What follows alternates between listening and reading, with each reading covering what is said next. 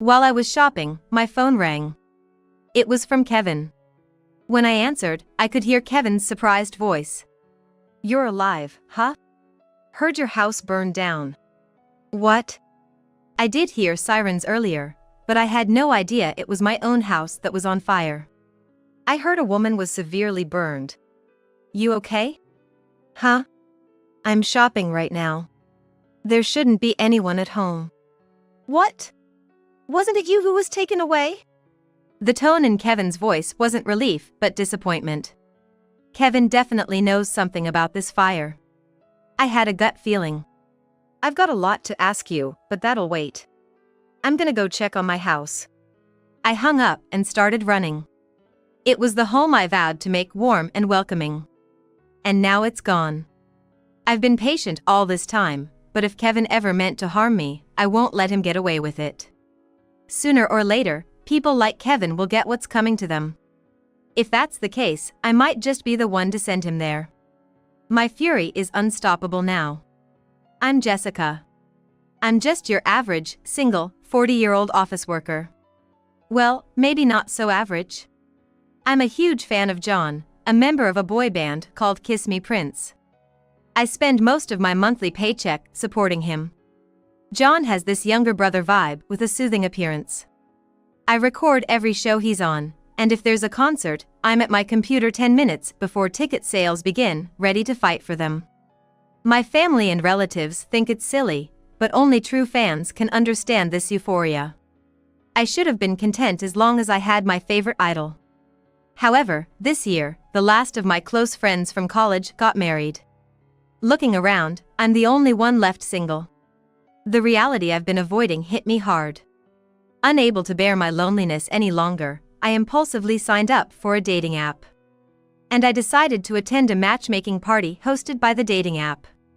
At that very first party, I was destined to meet someone special.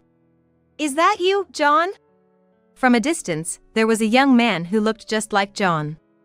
As soon as the mingling started, I went straight up to him without a second thought. "Excuse me, you're John from Kiss Me Prince, right?" The man chuckled amusedly. "People often say I look like him. So, I kinda styled my hair and aura to match him." His name was Stephen Thompson and he was 35, 5 years younger than me. But he looked youthful, like he could pass for someone in his late 20s. Being a self-proclaimed fan of pop stars, I was totally smitten with Stephen. And the feeling was mutual, we were a match. He always treated me like I was one of his fans, making me feel special every date. I saw John in him and was utterly infatuated. Looking back, it seemed a bit off that such a charming guy would choose a 40-year-old like me, but at the time, I was completely oblivious. Soon enough, he formally proposed to me. Moreover, he proposed at the very spot where John had proposed to the lead actress in a TV show. I was head over heels and said yes without hesitation. However, right before we were about to make it official, Stephen showed up for a date with a high schooler. Actually, I have a son that I live with. The boy he introduced as his son, Kevin, had a different vibe from Stephen and was quite reserved. He was 17, a high school junior. He wore thick glasses and had unkempt hair. Looking a bit gloomy, he kept his head down and didn't make eye contact with me. "I should have told you earlier, Jessica. I'm sorry." His apology seemed so genuine, mirroring John's style, that it tugged at my maternal instincts. "It's all right." I was totally lovesick. Then I overheard Kevin muttering under his breath. "Another old hag." I couldn't believe my ears. "What?" He said it so naturally that I thought I must have misheard. I tried to ask Kevin again, but Stephen cut me off. "Kevin seems happy about having a new mom. Thanks for being there." Stephen and I talked about the wedding right there. Eventually, we decided to get married. I had been living in a single-story house with lots of empty rooms, so I asked him to move in. To be more precise, the rooms weren't exactly empty, they were filled with tons of fan merchandise. But now, I get to live with my real-life idols. I decided to leave all my precious merchandise back at my parents' house. It was a major decision for me. as I carefully packed away my beloved Kiss Me Prince fan merchandise into boxes to send to my parents' house. I vowed to focus on building a warm home, putting aside my fan life for a while. When Stephen and Kevin moved in, I thought our happy family life as a trio was about to start, but that wasn't the case. Stephen often said he was swamped with work and would stay over at his office 2 or 3 times a week. That left gloomy Kevin and me at home. Kevin rarely made eye contact or spoke to me. He hardly ever went out except for high school, spending most of his time locked in his room playing video games. Yet, during meals, he'd mumble just loud enough for me to hear complaints like, "The meat is tough" or "This can't be called cooking." I get that kids will be kids, but I was concerned that a high school junior like Kevin was always gaming and not focusing on his studies or career planning. One night, when Stephen returned home late, I tried to discuss it with him. "Have you talked to Kevin about his future plans?" Stephen replied with an air of annoyance. "I'm leaving it up to Kevin. He should do what he wants." I told Stephen I hadn't seen any signs of Kevin job hunting or studying. But Stephen wasn't receptive. "Look, Jessica, can't you see? It's late, I just got home. I'm beat. Can you not add to my stress by bringing up pointless stuff?" Even if Stephen's tired, isn't he worried about his own child's future? Why am I, someone who was once a stranger to Kevin, the only one worried? I felt like that, but I didn't voice it out any further. It saddened me how Stephen, who once treated his fans so warmly, was now treating me like I was a nuisance. Then one day, Kevin unexpectedly brought a girl home. She's a quiet-looking girl wearing glasses just like Kevin. I honestly thought he wouldn't be popular, but maybe she's his girlfriend now? After eating and drinking in the living room, they whispered to each other for a while and then left the house again. Honestly, it made me more nervous than them. Until recently, I never even considered becoming a mother. Now, I wonder if I'll have to give the talk about the birds and the bees to these teenagers. My mind was full of such thoughts. So when they peacefully left, I felt a huge relief. From the second-floor window, I quietly watched Kevin and the girl walk away together. That's when I noticed her. Through the fence of the neighboring house, there was a woman glaring at me. I was so terrified that I froze on the spot. The woman then disappeared behind the fence. I wanted to consult with Stephen right away, but he didn't come home that night. Just thinking about the woman's gaze from earlier scared me, and I had a hard time falling asleep. Maybe it was the stress, but I caught a bad cold the next day. I dragged my tired body to work, did household chores while Kevin complained, and when I finally laid down at night, Stephen came home. I sat up, intending to discuss the woman I saw during the day. But as soon as Stephen saw the serious look on my face, he frowned. "Is it another complaint about Kevin?" "It's not a complaint. By the way, it seems like Kevin has a girlfriend now." At that, Stephen smiled smugly. For a moment, his smile, which reminded me of John's, comforted me. But that was until I heard Stephen's next words. "Well, he's my son after all. I did teach him all the tricks to woo easy girls." "Easy girls?" I echoed his words, and Stephen quickly added. "No, I just told him some tips on how to charm a girl he likes." He then gently patted my head. "Thanks for always working hard for me. I appreciate it." When we were dating, I used to find such gestures endearing. However, now I couldn't help but doubt. Does he think I'm an easy girl too? Was I just played? But for what reason? I'm just an office worker, not like I make big bucks or have any significant assets.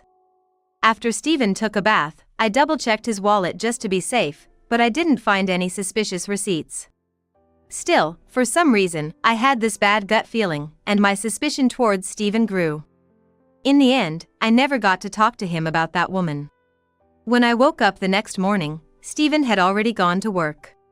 As I was heading downstairs to make breakfast, I smelled the lovely aroma of sizzling sausages coming from the kitchen. This hasn't happened since we got married. To my surprise, when I entered the kitchen, Kevin was preparing breakfast for me. Sausages, fried eggs, salad, and some yogurt. He had even prepared some coffee for me. "Isn't this something?" What brought this on? Kevin replied, avoiding eye contact and speaking softly. You've been feeling under the weather, right? Thought I'd make you some breakfast, that's all. It was the first time I felt a warm gesture from Kevin. I'm touched. Thank you. Embarrassed or something, Kevin ignored me and dunked the frying pan in the sink. Seems like he wasn't gonna do the dishes, but I'll take what I can get. I'm off to school. With that, Kevin grabbed his bag and headed out the door. Relishing the moment, I sat down at the dining table. Any homemaker knows the significance of even a simple meal made with care. Planning to enjoy every bite, I reached for the coffee first but accidentally knocked over the glass in my excitement. All the coffee Kevin poured for me was spilled all over the table. Oh my, I'm such a klutz! I felt a bit bad, but my spirits weren't dampened. I quickly wiped the table and after finishing the meal, felt refreshed. Right. I need to go grocery shopping. We're out of detergent, maybe I'll walk to the discount store a bit further away. I decided to walk to a supermarket further than I usually would. On my way, I passed a fire truck, which made me feel a bit uneasy. I hope whatever house it's heading to gets the fire out safely. With those thoughts, I went into the grocery store, and my phone vibrated. It was a call from Kevin. When I answered, I could hear Kevin's surprised voice. You're alive, huh? Alive? What's he talking about? As I was pondering this, Kevin dropped a bombshell. Heard your house has burned down. Saw it on social media. What? I did hear sirens earlier, but I had no idea it was my own house that was on fire. I heard a woman was severely burned. You okay? What could it be? There was something cold and distant in his voice, mocking even. It wasn't like the caring Kevin I had seen earlier. Huh? I'm shopping right now. There shouldn't be anyone at home. What? Wasn't it you who was taken away? Then I remember Steven's comment, I did teach him all the tricks to woo easy girls. Kevin definitely knows something about this fire. I had a gut feeling. I've got a lot to ask you, but that'll wait. I'm gonna go check on my house. I hung up and started running. I hailed a cab, and when I arrived, my house was completely burned down. A crowd had gathered in front of the wreckage. A neighbor, Margaret, approached me frantically. Oh, thank God you're okay. They took a young girl in a school uniform to Hillside Emergency Hospital. Do you know her? I didn't have the confidence to answer that question. The only person I could think of was the girl Kevin was with the other day. The police stopped me. They wanted to talk later since there might be foul play. For now, I got into another cab and headed to Hillside Emergency Hospital. As I was swayed in the back seat, tears started to well up in my eyes. It was the home I vowed to make warm and welcoming. And now it's gone. And Kevin's attitude on the phone earlier is still bothering me. If he intended to let my guard down with superficial kindness this morning, only to harm me later, I'm never going to be fooled again. Sooner or later, people like Kevin will get what's coming to them. If that's the case, I might just be the one to send him there. My fury is unstoppable now. At the hospital, I tried to explain my situation and asked for a visit, but they kept insisting it's private information, and I wasn't allowed to see the young girl who was brought from my house. Helplessly, I sat down in the lobby when a frantic woman rushed in. Where's Sarah? I saw on the news that she's in critical condition. It's okay. The news got it wrong. She's got burns on her face and limbs, but her life isn't in danger. I was taken aback. I knew this woman. She's the one who had glared at me from over the fence that day. Noticing me, she pulled out her business card and handed it to me. My name is Michelle Thompson. I'm Steven's wife and Kevin and Sarah's mother. Shocked, I blurted out. But I'm Steven's wife! Michelle tried to explain, but she seemed to prioritize visiting her daughter. Jessica, please come with us. In the hospital room, the girl who had come to my house that day as Kevin's girlfriend lay there. As soon as she saw me, she burst into tears. I'm so sorry. As Michelle comforted her, Sarah, sobbing, began to recount the events. Turns out, Sarah wasn't Kevin's girlfriend, she was his younger sister. She'd always looked up to her quiet but kind-hearted older brother since they were kids. But at one point, he changed. Apparently, he learned from his father how to wrap gullible women around his finger. After that, Kevin hardly ever came home. It was because he was living with me, but he had told Sarah he was living with a convenient woman. On the rare occasions he did come home, Sarah could only watch as he constantly spouted derogatory comments about women, wishing he'd go back to his old self. "How can I get my kind big brother back?" When she asked Kevin, he replied, "I want you to set fire to Dad's mistress Jessica's house." Being influenced by Kevin, Sarah scouted out my house as I was the alleged mistress. That's why she came to my house that day. After much hesitation, thinking it was for her brother, she went through with it. But after setting the fire, she immediately felt the weight of her guilt and called the police. And to save me, who was supposedly sleeping inside, she broke the window, went in, and got injured. "Wait, what do you mean supposedly sleeping inside?"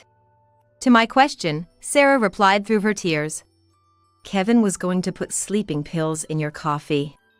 I felt a chill run down my spine. If I hadn't spilled the coffee, I probably wouldn't be okay now. Michelle scolded Sarah in a state of panic and then apologized to me. "What a stupid thing to do! You could have killed someone. Jessica, I'm so sorry.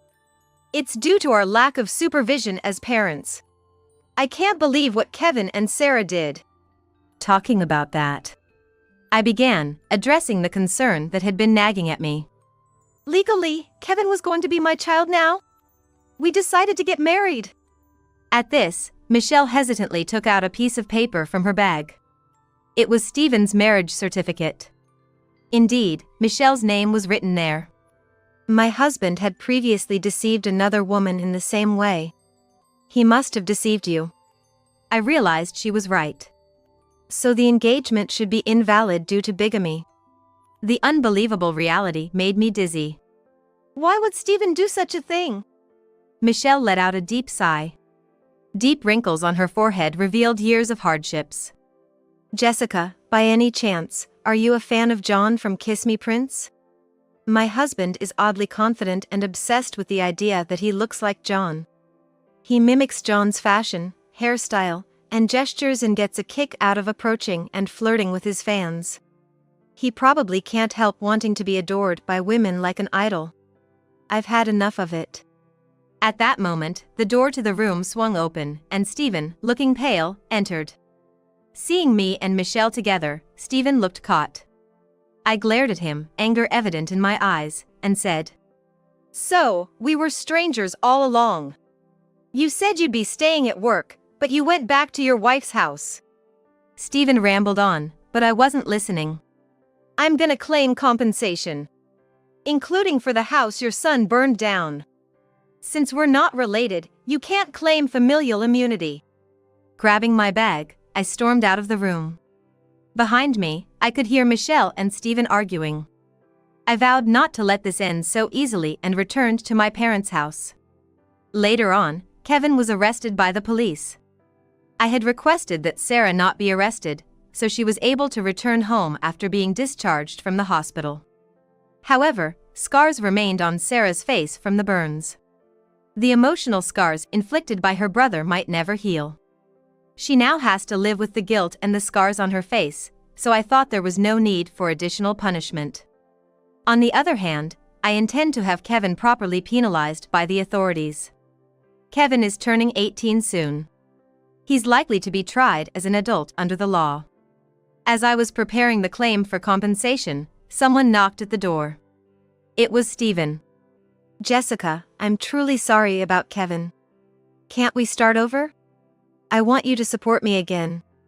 Can you give me your fan energy?" "Can you give me your fan energy?" was John's signature phrase during his concerts. Before, I would have been easily swayed. But now, it just seemed like mockery. You're not an idol. You're just a 35-year-old man who thinks he looks like one. If you don't realize it, you're gonna keep embarrassing yourself. As I said this, Steven's face turned red with a mix of shame and anger, and he lunged at me. What's your problem?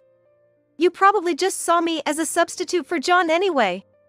I can't say I was entirely without fault.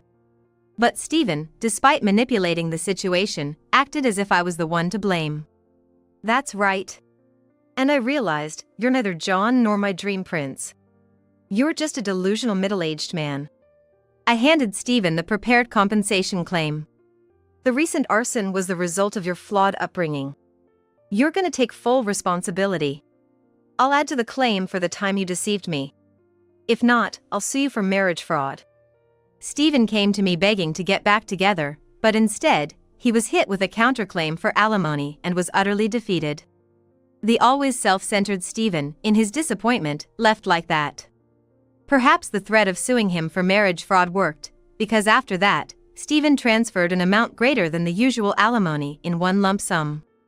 This must have drained Steven's savings. Word has it that he was also divorced by Michelle. For a while, it'll be tough for him to maintain that idol-like hairstyle and fashion due to being broke. As for Kevin, he was tried as an adult under the penal code and was sentenced to prison. During the trial, with his obstinate attitude showing no signs of remorse, he seemed to blame all his crimes on me. That probably didn't sit well with the jury, leading to an even heavier sentence than usual. Of course, he was expelled from high school. Kevin's wrongdoings became well known in the community, and it's unlikely he can continue to live there after he gets out. In the evening, I bought a few flashlights and headed to the park. Fashionably dressed girls were there, waving their hands and glow sticks, eagerly waiting. Today was the much-awaited Kiss Me Prince concert day. I pulled out my old fan merchandise and resumed being an active fan. Going to concerts with female friends I got close to through fandom activities is now the highlight of my life. Having an idol out of reach is what makes it exciting. Vowing never to make the same mistake again, I was off to the concert venue.